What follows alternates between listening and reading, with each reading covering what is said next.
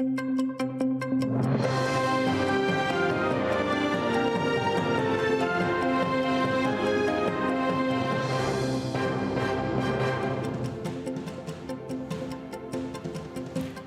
година, час новин на АТР. Ви дивитеся «Заман», 23 січня, 1426 день анексії Криму. Студія Скандер Мамето. Чергова хвиля обшуків в окупованому Криму. Силовики увірвалися в будинки кримських татар, які живуть в Старому Криму і в Сімферопольському районі. Що шукали та в чому звинувачують у нашому сюжеті. 7 ранку вибиті вікна і налякана жінка літнього віку. У Старому Криму ФСБ провели обшук. Шукали 27-річного Мусіна Джамбаза. Там його не було. Він вийшов на роботу і відразу ж повернувся. Будинок належить батькам Мусіна Джамбаза, тому силовики перемістилися до селища Приморське, де він мешкає. ФСБ висувають звинувачення в екстремізмі. А це вже Сімферопольський район. Весь будинок Ісмаїла Рамазанова перевернули. Це результат обшуку силовиків. З будинку забрали телефон, планшет, українські документи. Під ліжком нібито знайшли набої.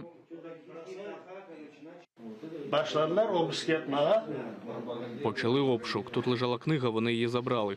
Після того, як перевернули тут все, підняли диван і нібито там знайшли близько 20 набоїв. Кримчанина у кайданах вивезли до слідчого комітету у Сімферополь. Рамазанову висувають звинувачення у пропаганді екстремізму у месенджері. Першу телефонну консультацію надав Мамед Мамбетов. Йому Рамазанов розказав, що дорогу до слідчого комітету силовики застосували фізичну силу. В телефонном режиме он мне сообщил, что по пути в Следственный комитет его избили. Естественно, об этом сообщил следователю, на что мне ничего не известно, они все так говорят. Дело в том, что в его доме обнаружили боеприпасы, патроны. Как утверждает отец моего подзащитного, они принесли их с собой. То есть ничего подобного у него дома не было. В комнате, где они изъяли этот пакетик с патронами на пістолет Макаров, наскільки я понял. В общем, там нічого подобного не було. Скільки часу Рамазанова протримують в слідчому комітеті, невідомо. Ельвіна Сідбулаєва, Крим, Заман, АТР. За нібито плювок у снайпера кримського татарина можуть штрафувати на 40 тисяч рублів. Це трохи менше 20 тисяч гривень. Або призначити йому виправні роботи до 1 року. У Бахчисараї відбулися попередні слухання у справі Шевкета Разакова. Сьогодні допитали потерпілого снайпера, який підтвердив, що він постраждав від дій Разакова. Так звана суддя перенесла розгляд справи на 30 січня.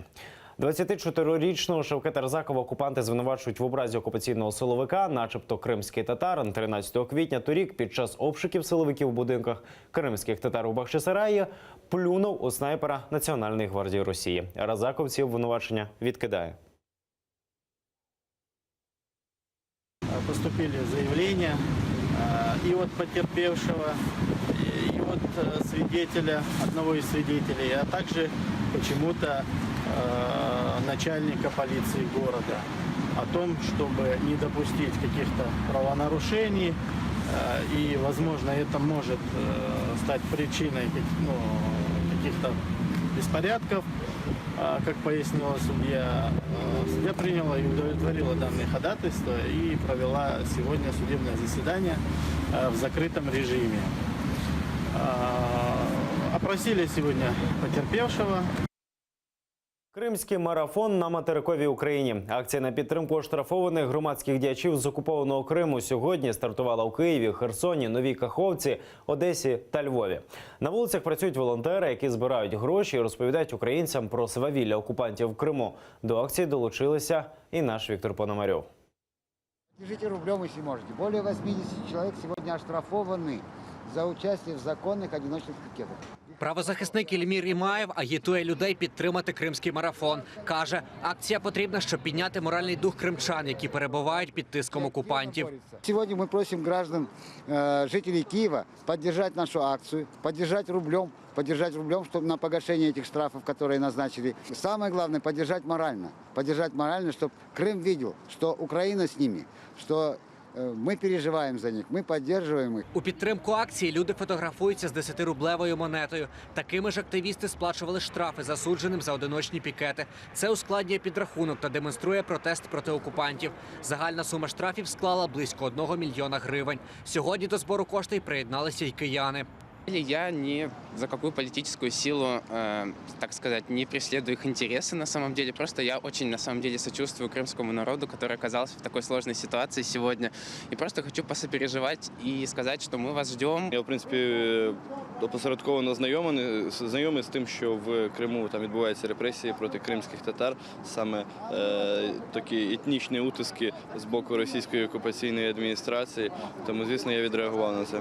Близько 20 волонтерів протягом тижня збиратимуть гроші. Після закінчення збору та підрахунку їх передадуть кримським активістам. Провести акцію організатори планують і в інших регіонах України. Основная наша задача – это как можно больше охватить людей для того, чтобы их проинформировать о том, что происходит в Крыму, о том, чтобы они выразили свою моральную поддержку. Особенно важно для нас фиксировать их небольшой вклад, размещать это в соцсетях. Марафон триватиме до 29 січня. Працюватиме по 2 точки збору грошей. Одна постійна біля станції метро Хрещатик, інша буде змінюватись кожного дня. Сьогодні вона розташована біля станції метро Вокзальна. Віктор Пономарьов, Максим Кондратенко, Заман, АТР.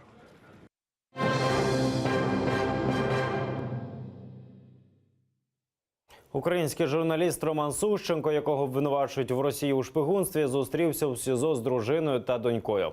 Почувається в'язень Кремля добре і готується до основного засідання суду, яке має відбутися у лютому.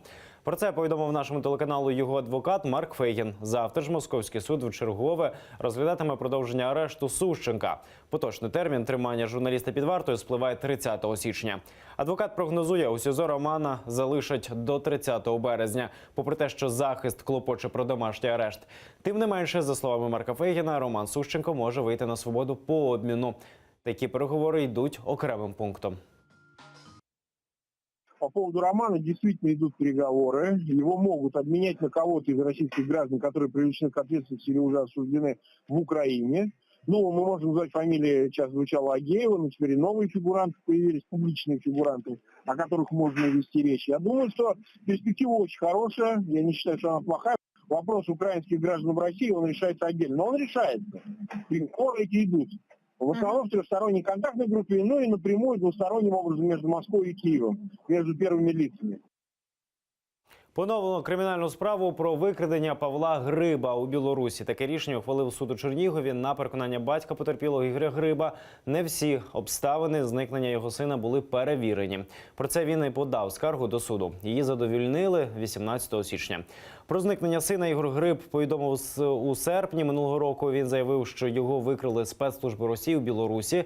ФСБ закидають хлопцю підготовку теракту. Зараз його утримують у Краснодарському СІЗО.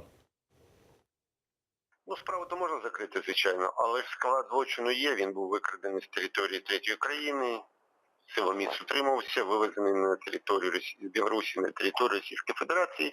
І в зв'язку з цим я подав скаргу на відповідне рішення, і суд його задовольнив.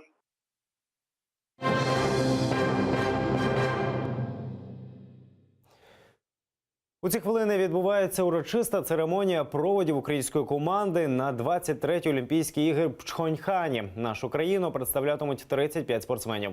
Форму, в якій вони виступатимуть, тримали в таємниці до останнього.